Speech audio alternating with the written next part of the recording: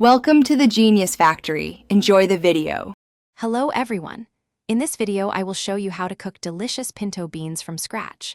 First, you'll want to sort through about 1 pound of dry pinto beans, removing any small stones or debris, then give them a good rinse. For best results, soak your beans overnight in a large bowl with about 3 times their volume of water.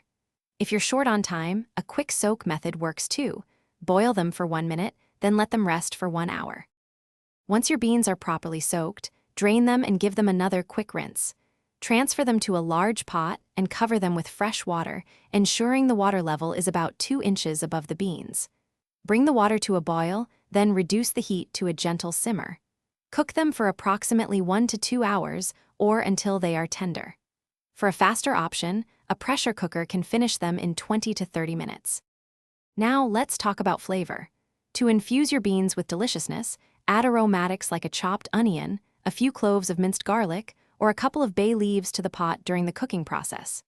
It's best to add salt, pepper, and any other desired spices, such as cumin or chili powder, towards the end of cooking to ensure the beans soften properly.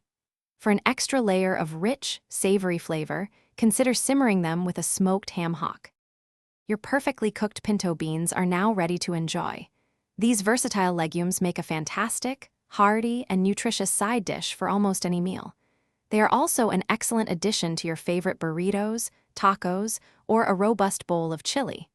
For another delicious option, you can easily mash them to create creamy refried beans or a flavorful dip. Enjoy your homemade pinto beans. Thanks for watching. If you found this helpful, don't forget to like and subscribe.